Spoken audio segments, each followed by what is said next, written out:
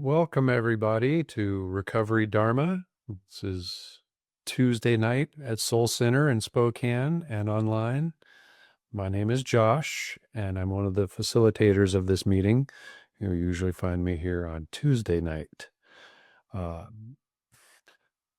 For the month of September, which we are wrapping up tonight, if you can believe it or not, tomorrow's October, we've been exploring a topic that Julia brought forth that veers a little bit off of the Buddhist path to speak more um, psychology, four aspects of habit energy, which is the term that we use to describe thoughts and behaviors associated with our addiction and substance use disorders and in our recovery.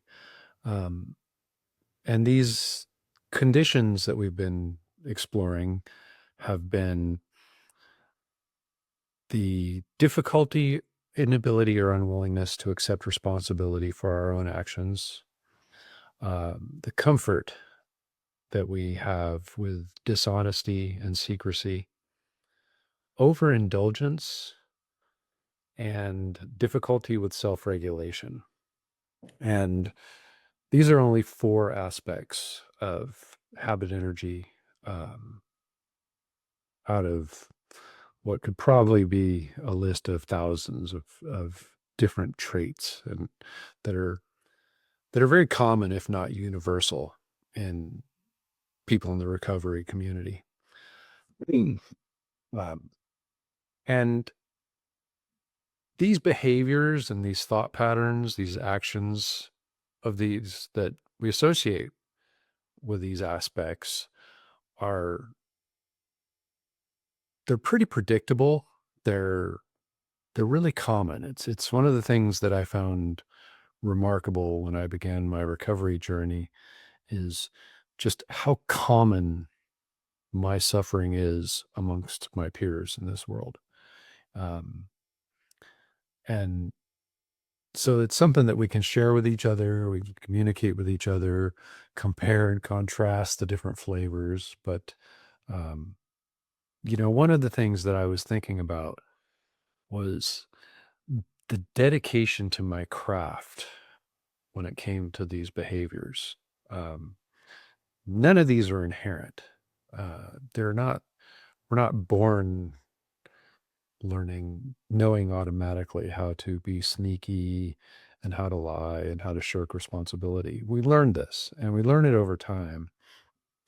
And looking at, for my own experience, the amount of time and effort I dedicated to those behaviors, if I had dedicated the same energy to my education, you'd be calling me Dr. Josh right now. Um, I could be a world-class athlete if I had devoted the same amount of hours to, say, throwing a football as I had to sneaking around to avoid getting caught doing whatever stuff I felt like doing. And so when we come to the point in our life where we're decided that we've had enough and we want to begin our recovery journey, it's naive to think that we can unlearn those behaviors overnight. Um, it's very likely and very common for us to stumble, to fail, um, relapse. It's just part of this journey. And I think it's really, really important to understand that going into it and take it easy on yourself. Um, it's not a short trip. These experiences are part of our entire life. And so as we explore this journey, uh, don't be surprised when we hit stumbling blocks, when we fail, when we disappoint ourselves, we disappoint others, or piss other people off. Sometimes it can cause big rifts in our relationships. Sometimes it makes us feel really bad about ourselves. But that doesn't have to be the end of the story. So that was, as I've been thinking about these topics over this last month, my big takeaway for myself is just how simple it is to recognize them. And the answer to overcoming them sure is simple, but it's simple in the way doing something a million times to get good at it is simple. It's not going to just happen. It's going to take work, it's going to take effort, but it's worth it. And so, with that, I'd like to offer a meditation. So, everybody, if you want to take a moment to get comfortable,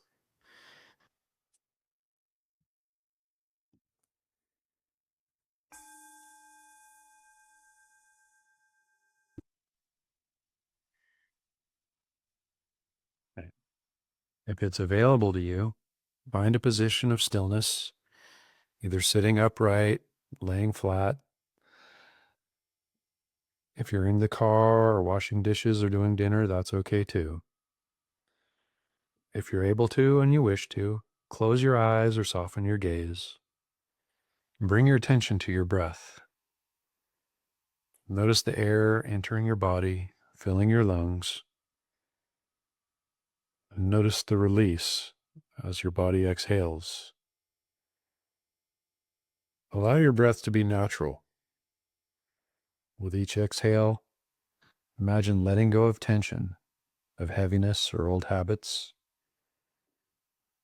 And with each inhale, invite in clarity, openness, and truth.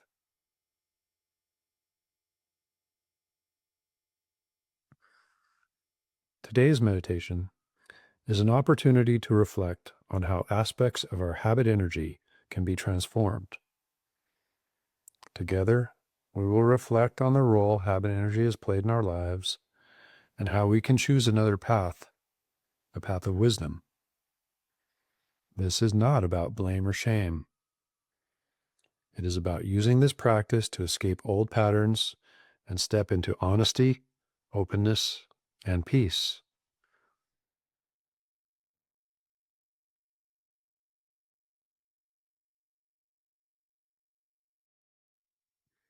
As you sit in this moment, let go of the day. Focus your attention on the now. What brought you here is in the past, and what comes after does not require your immediate attention.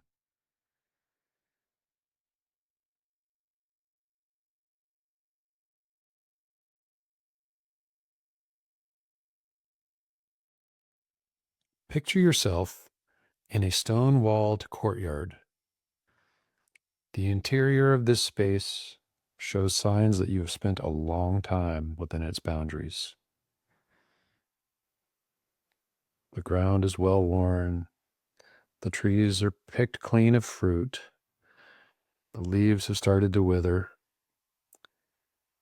The grass is dry.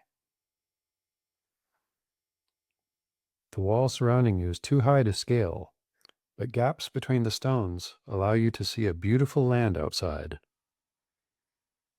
As you try to see beyond the walls, you remember that each one of these stones has been placed by none other than yourself. As each stone was placed on the wall, you found yourself unable or unwilling to accept responsibility for adding to the wall that confines you.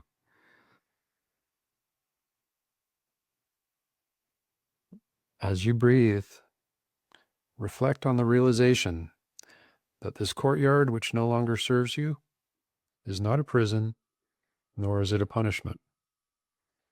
It was simply created, one stone at a time, by your own thoughts, words, and actions.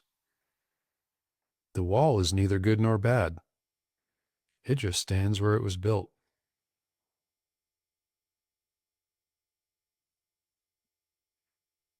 Avoiding responsibility for the building blocks of these walls created the conditions for your confinement. By choosing to act wisely and with responsibility, you're now able to carefully deconstruct this wall enough to create an opening, allowing you to embark on a new path laid clearly before you. Imagine taking that first step out. And take a moment to breathe, noticing how it feels to be outside those walls.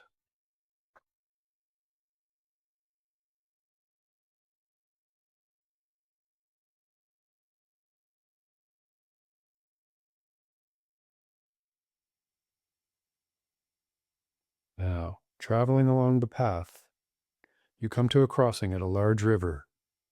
The current is swift, the water deep, and the far bank much too far to reach by swimming.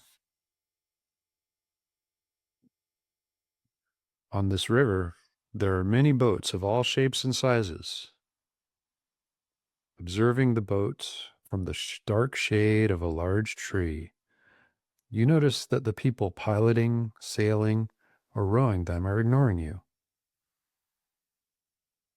Now, as you pay closer attention to those people, you recognize many of the faces as people who you have interacted with dishonestly in your past. Without feeling shame, self pity, or anger towards yourself or others, reflect on the way past dishonesty has eroded your relationships. How has it affected the way you view yourself? Remember the power you had to remove the stones in that courtyard wall, now so far behind you, as you step out from the shadows of that tree to present yourself openly and honestly to the people on those boats. As they see you clearly now, many of those old familiar faces begin approaching you for the first time in ages.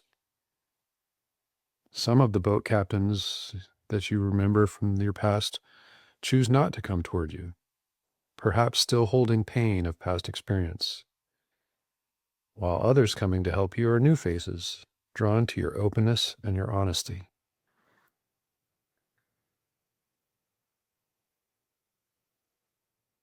By the time the first boat pulls up, there are so many there to help you along your way that you can hop from one boat to the next, all the way to the other shore. Now take a moment with your breath to observe how it feels when you choose to behave honestly.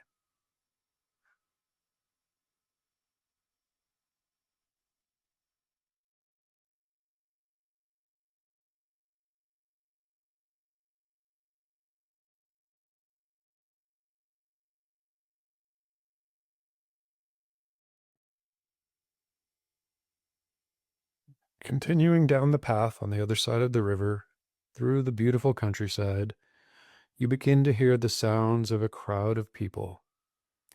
As you come over a hill, you look down to see a huge bustling outdoor market.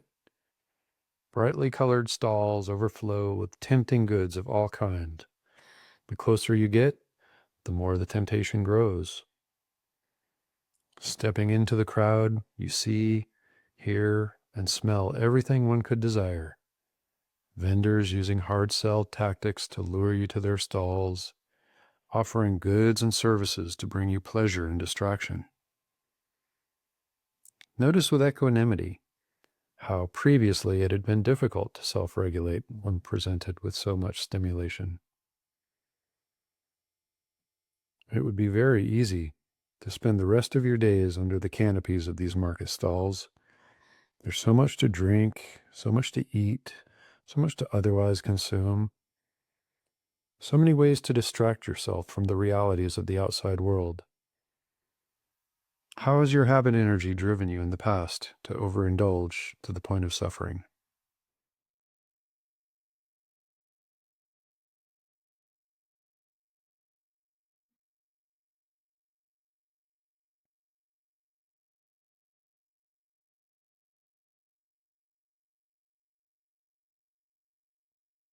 As the crowd begins to close in on you, and the vendors ceaselessly entice you to try their wares, observe your thoughts and feelings.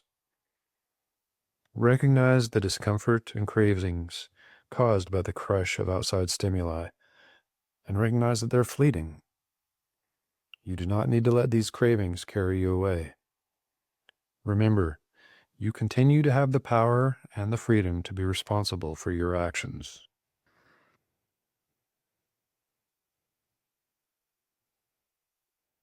Picture yourself as you reach the far side of the market, having resisted the urges to find short-term comfort by consuming. You again see the path that you chose to travel.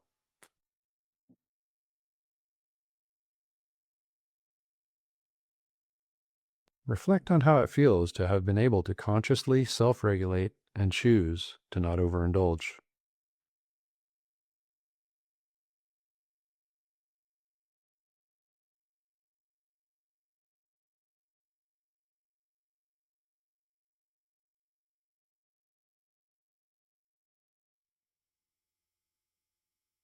As we approach the end of this meditation, consider this. This practice teaches us that there is a path to ease the suffering of our lives. By choosing to think and act wisely, we find power to live openly and honestly. None of us are perfect.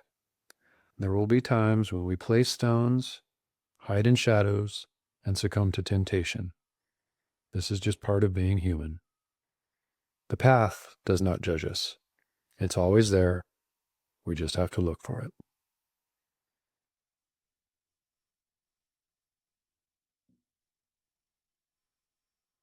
Namaste, friends.